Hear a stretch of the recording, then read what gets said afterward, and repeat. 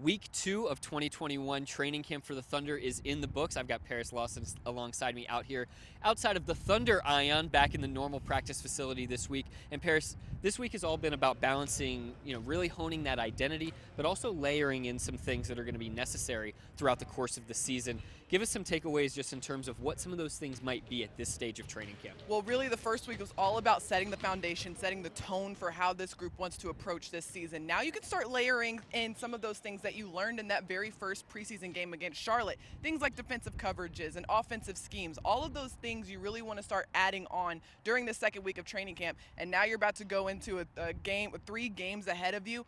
Layering in all of that stuff against live opponents is going to be key here. Yeah, to get even more granular on that, the defensive coverages that you're going to have to utilize throughout the course of a season. A drop coverage, switching at the point of attack, trapping at the point of attack. I know they used to trap you all the time, Paris. All the time. But, you got to be able to do all 3 of those things, and a lot of that is predicated on your personnel on the floor. As an example, Darius Baisley, that's a guy at his size, his length, his quickness. He can switch just about everything. A guy like Mike Muscala, you're going to want to have him put in a drop coverage back near the back of the line, the back line of the defense. And then against some players, you go up against a Steph Curry, a Damian Lillard, you're going to want to trap those guys at the top. How do you practice all 3 of those things at the same time in 1 week? Well, it's all about learning your teammates and learning their tendencies, right? One player might need to do one thing on the defensive end, but another player might do something different. The same thing goes on offense, and this is something we saw in the Charlotte game. A lot of different lineups, like we mentioned. We saw a lot of guard-heavy lineups, a lot of really a big lineup on the floor. And so knowing that your teammates' tendencies and what they want to go to, that's what training camp is all about. Getting all of those reps in practice so that when you get in a game, you know what you're going to expect from your guys on the floor. Yeah, and when you're heading into an 82-game season, that's going to be a grind and it's going to be difficult.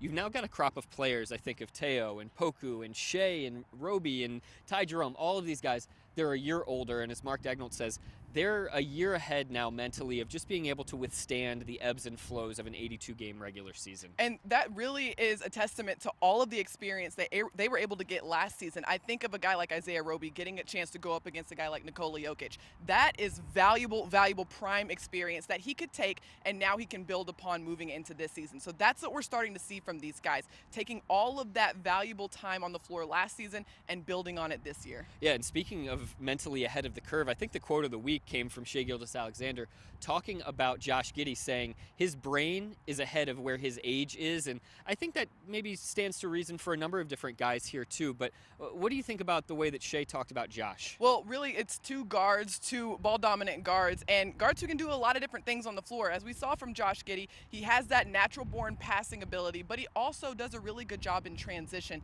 That's where his professional experience starts to shine through a little bit, and that's where he feels like he's at his most comfortable, is when he's getting a rebound and getting out and up in the break. So hearing Shai talk about Josh and just what he's been able to see so far, it's been really cool so far in training camp. The other thing that Shai talked about this week that really, was such a great way to show himself as a leader early on is he's not putting any ceilings on himself, on any of his teammates, or on this Thunder team. They're going to play this season out and do the best they can to improve all year long.